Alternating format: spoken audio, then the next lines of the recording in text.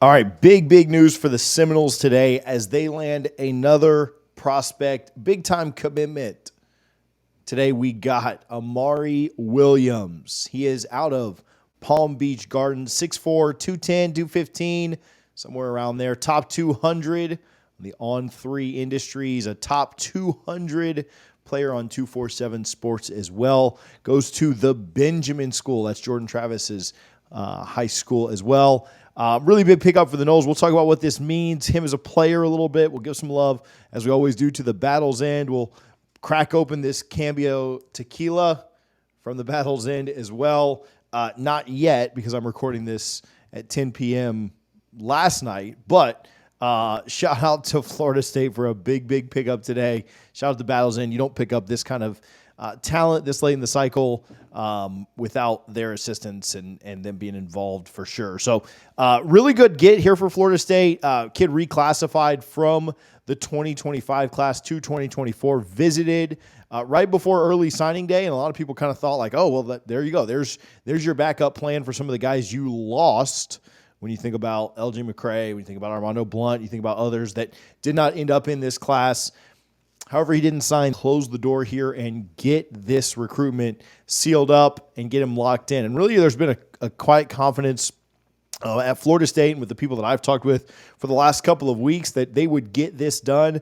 Thought that it might just end up going to signing day. We let our Discord know about this last night and had a pretty good idea that this was going down, but a big pickup for the Noles. Let's talk about him as a player a little bit. If you're looking for some of that inside info and you want some of that early access to information and scoop of when Florida State's going to get recruits, go join our Patreon. It's patreon.com/DFNS. All right, kid plays both sides of the ball. On offense, got really good hands, plays, kind of a big wide receiver, tight end type position. 247 over there mentions that he could certainly be a tight end, but his best work is done when he is rushing the passer. He's got really good awareness, freak athlete. You're not really surprised that he plays both sides of the ball. Certainly seems to help him on the defensive side of the ball as well. He's really quick. He's good with his hands, but certainly could get better there as well. And then freak athlete-ish, right? Plays both sides of the ball. Multi-sport athlete, track and field, competed in both the high jump and the 100-meter dash in high school at very high levels, at championship-type levels. And so a kid that is, super high motor, super athletic, kind of a freak, which is what you want, right, at that defensive end, pass rushing type position. You want a kid that can do multiple things and be really athletic for you. You hope that getting him in Storms' weight room, getting him, through tour duty, all these other things that you could really have a special, well, he won't go through tour duty this year, but have a really special athlete in years to come. Obviously, a kid that reclassified, not expecting him to make a massive impact in year one or anything like that, but a couple of years in the weight room, a couple of years in the training program, and then you're building out some of that depth.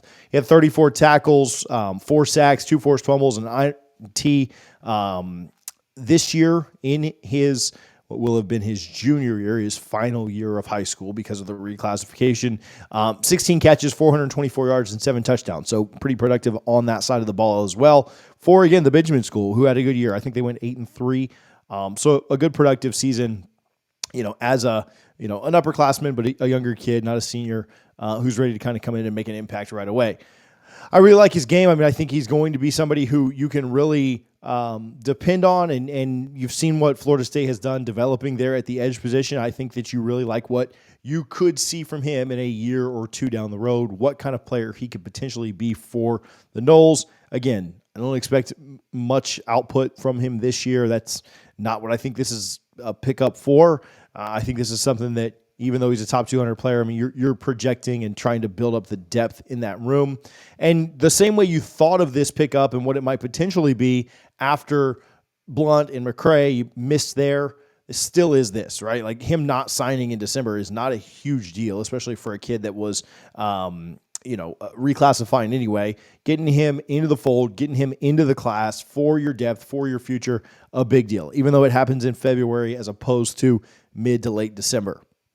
Helps the depth of that room a ton. We've talked about this. We like what the defensive line looks like a ton this year. We like where that room has been in recent years. But you're either going to have to keep hitting home runs in the transfer portal, or you're going to have to go out and land guys at the high school ranks. We've had some questions about the recruiting of that room. We've had some questions about the depth and what we'll see there in future years. This helps to start filling that out, right? Like you've got to do more. I don't think this is enough. You're not all the way up to where you need to be recruiting at the defensive end of the edge position, but it is getting better. Massive, massive shout out to the battles in here. You're not landing top 200 kids in February without a healthy NIL, without, kids understanding they're going to have opportunities the moment they step on campus, understanding that deals are going to go down, understanding that kids are all getting paid here. We can call a spade and understand the way that top 200 kids are recruited. So massive shout out to the Battles End for their efforts and their work in getting this done too. If you haven't joined, it's thebattlesend.com. Again, you probably thought the 2024 class was over for a while as far as high school goes. Just landed one more. If you haven't signed up just yet, go ahead and do so. If you don't want to sign up, if you can't sign up, if that's just not your jam, go get you a bottle of this Cambio tequila, which I will pour. If this video's out just afternoon, I'll post a picture of this so that you guys can see that I really did open this up. But again, it's kind of late tonight, so not doing it just yet. Go get you a bottle of the tequila if you are already signed up for the Battle's End, or if you don't want to sign up just yet, you can at least enjoy the fruits of our labor. So beat out both UF and Miami for this recruitment. A big deal. They were both in the final list there. I think there was some confidence when Florida State did not sign him in December that other schools could get involved. You thought Georgia might, Florida, Miami, always big to pick up a top 200 kid out of Miami's backyard. Obviously, West Palm is closer to Gainesville than it is Tallahassee as well. So a good job there. Again, we've talked about this, and not to harp on negativity when you pick up a big commit, but you certainly can recruit that position better, and this is a step in that right direction. Javion Hilson, former Bama commit, now FSU Flip, current commit. Also, that edge position for the 2025 class, you need to start stacking that talent, right? You need to continue to stack that talent at defensive end, defensive tackle, linebacker, places we've had some questions. And Florida State's, very admittedly so, a lot through the portal, and some here through high school recruiting doing a better job there. You also have a 4-star linebacker committed right now. There are positions we've had questions about recruiting, and let's be honest, complaints about recruiting, but Florida State is doing a better job there now. And so maybe we'll take the handcuffs off. We'll take the gloves off and maybe not be so ready to fight about every time we miss on somebody in that front seven.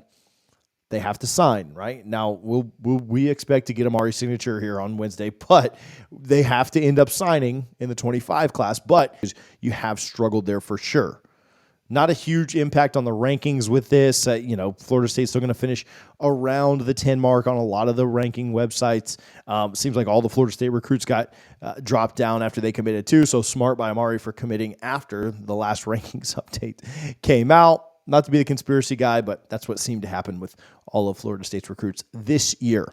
I think this does one other thing, and I'll mention this and get out, but I think it kind of kills the narrative that Florida State is not focusing on high school kids at certain positions. There's a narrative that we've talked about in the past, and I've seen other, fans talk about this, that Florida State just chooses to not recruit certain positions and chooses to focus only on those positions in the transfer portal. I think that's complete BS. Edge prospects are one of the positions they've talked about that with, defensive line, linebacker, and that is complete BS. They are absolutely trying to land elite talent in the front seven. And you can see that by look at the kids they're offering. Look at the kids they're finishing second for. Look at the kids that they're just right there on and barely missing on. Those kids are absolutely Florida State's absolutely targeting them. They're just not hitting very often. Well, as you can see here, you're taking a real reclassification from 2025, a kid that very likely will not help you at all this year, but you're still taking him from the high school ranks because you think you can develop him for the future. It blows a complete hole in the narrative that Florida State doesn't want to recruit certain positions from the high school level. You can see by their offers, and you can see where Florida State's finishing second, third, wherever, that they certainly do want to recruit these elite kids at certain positions.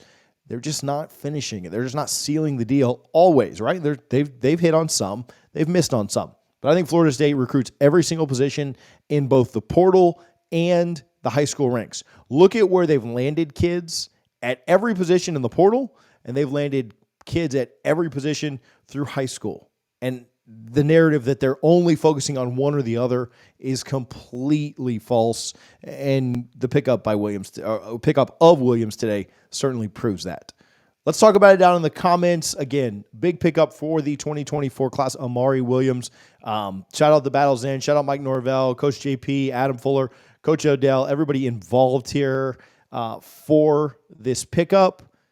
Big day for the Seminoles as they get another four-star athlete, four-star edge rusher, Amari Williams, to the class of 2024. Thank you guys for tuning in. Thanks for talking. It's time to go pour a little bit of tequila. Talk to you guys soon. Go Noles.